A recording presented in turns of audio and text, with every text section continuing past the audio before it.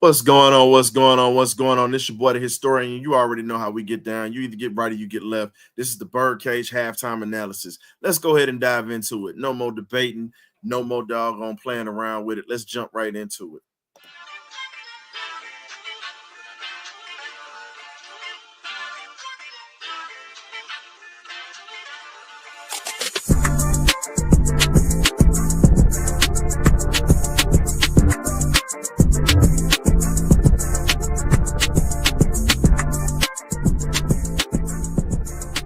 Birdcage.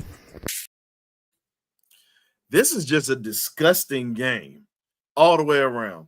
It's no way in hell that we should be down right now 17-7 at this point. Two field goals that are one field goal was missed, one was just blocked. No one blocked in the middle. Right now, it really should be 17-13. It should be a 4-point lead. At the end of the day, we were driving down the field. The way that we were moving, you got to continue to run the ball today. Period. It's just too many mistakes being made all the way around. Let's go ahead and start it. Justin Simmons has been lost today. Marquez Valdez Scanting has been eating on that side of the field. Having Mike Hughes hurt is big right now at this point. Scantling's speed is what's killing us right now in the secondary. It's just awful. Jimmy Lake has no answer for Valdez Scantling at this point.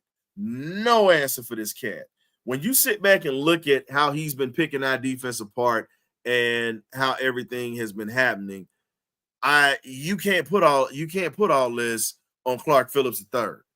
You can't. Clark came in, he's been playing well so far this season. Guess what?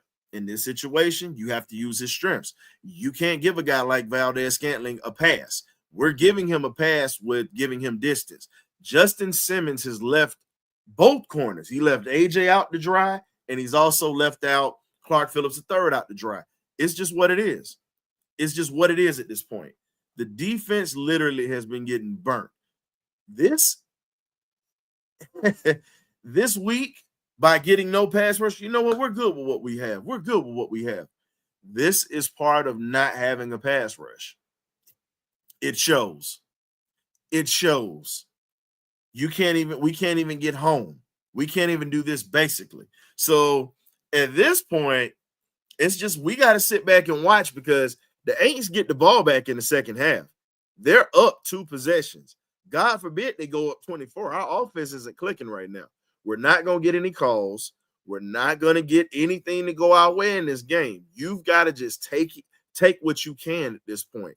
When you have a chance to put points on the board, you got to. Cool, I'm sorry. You missing those field goals are huge. You can't miss field goals on the road like that. And whoever is in the middle that is snapping you the ball, walking papers might need to be in order. Heads got to roll today because you have a chance to close out the division and you're allowing a lowly New Orleans Saints team to really manhandle you in the trenches. It's no excuses for it. None whatsoever. And at this point, you got to just figure this out. You got to start looking at field goal kickers at this point. I know Koo is 80%, but the problem is this. There are more inconsistencies with Younghoe Koo than there are accuracies. So for everybody that wanted to compare him to Matt Bryant, y'all got to stop. Y'all got to stop. It's got to stop all the way around.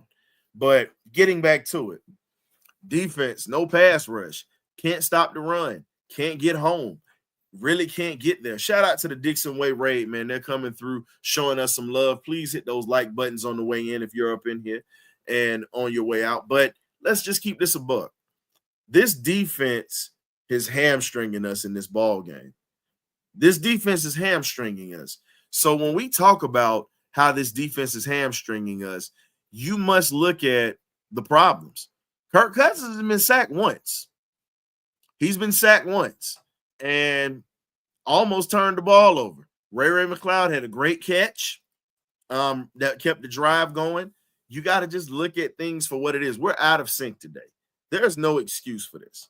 We are out of sync today. And when you talk about being out of sync, it's just one of those things where you just sit back and just say, okay, we saw it with the Dogs yesterday. It was just as bad. This is just as bad.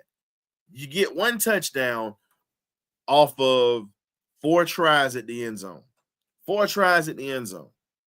Now, what's got to happen? Adjustments have to be made in the second half.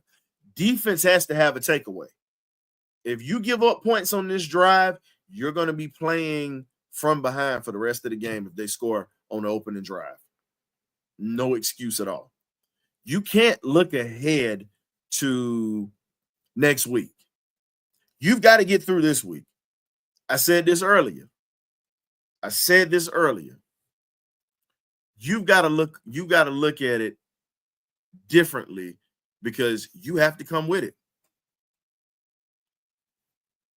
And at the end of the day, it's just one of these things where you sit back and you just have to say, you've got to go tempo.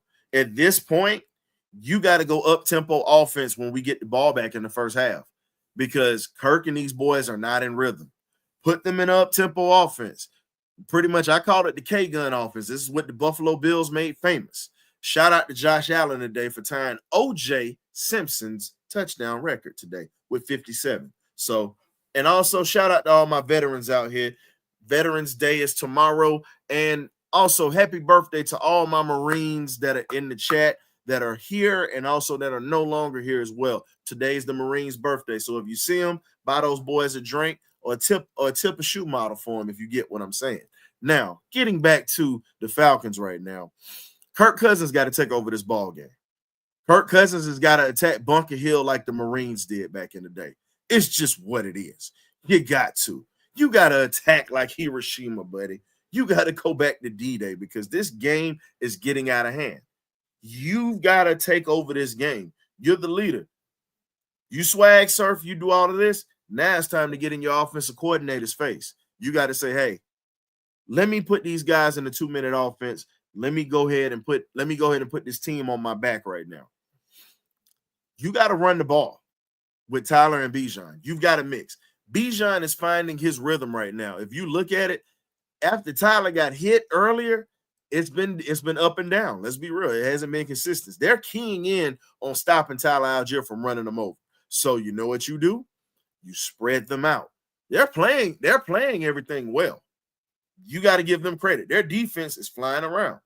We're not going to get any calls. We're being literally, their corners are draped on our receivers like a flag on a coffin. That's literally what you're seeing at this point. What has to change at this point? We got to go to an up-tempo offense. We got to just start bringing the house. Period. We get beat. But this is a game that we got to have. This is a fight.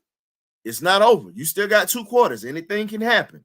So if you are very squeamish, if you have heart palpitations and everything else, guess what?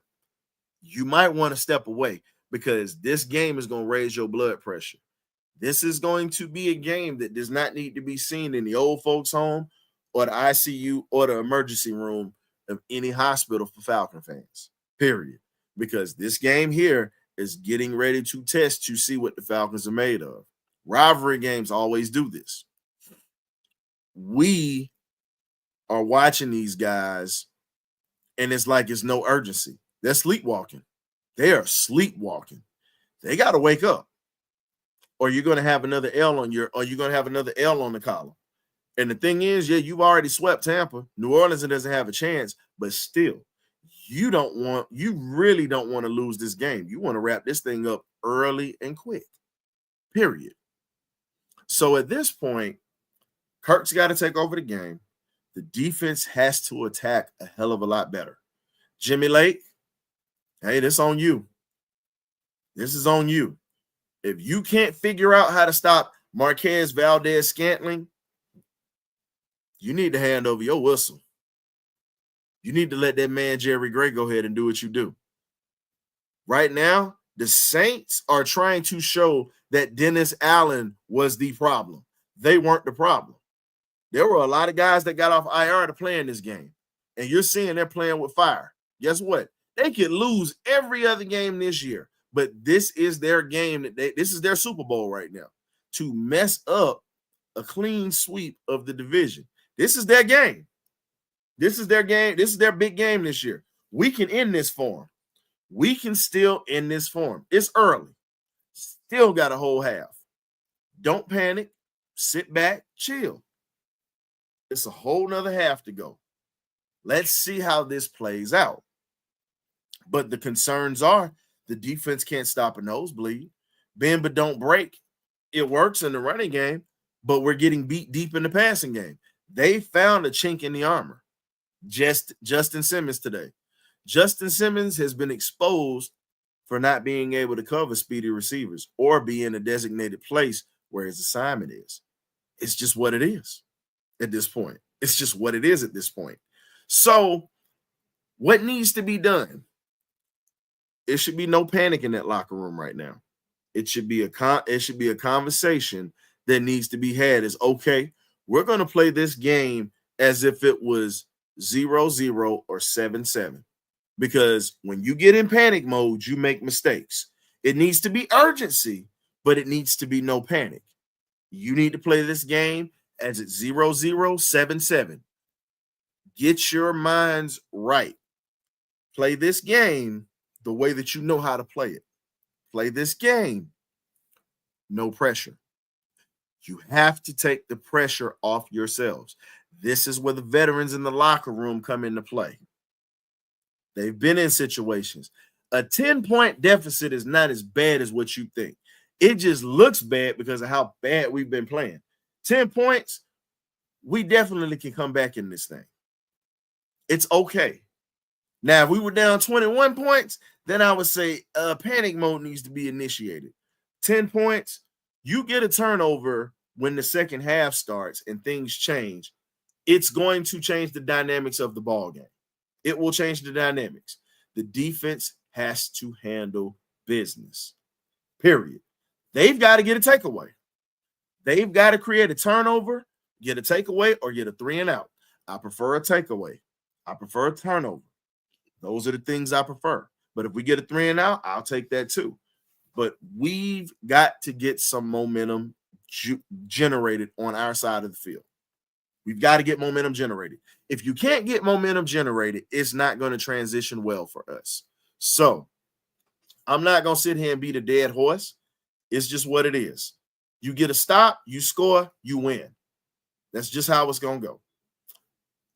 Second half, cool, you got to hit your field goals. Anytime you get in a range to hit, you've got to hit those field goals, period. You guys got to give him time. That last field goal that was blocked literally could have changed the game, and it was a one-possession game, but it's still 2 possessions. So, again, it's not over with yet. Still a lot of time to come back and make this happen, but it needs to be a little bit more urgency to put these guys away because they're not going away. They're going to play us from whistle to whistle, and you're not going to get calls. We got to play through them. You can't bitch and moan about them, period. I know I'm going to get flagged for that, but hey, that's the type of conversation we got to have today. That's just what it is. So, again, I'll see you guys for the post-game show that's going to be coming up soon. Shout out to my guy, Dre. I see you. Hey, I know you like the Saints this week, but, the Panthers just took care of y'all, so you have no room to talk today. So, again, we'll see y'all in the post-game show. You either get right or you get left. You know how we get down. Let's get this second half. A lot of ball left to be played. Only 10-point swing. It could be a lot worse. So just sit back, chill, hit that like and subscribe button on the way out if you haven't. So let's get to this second half, folks. Peace.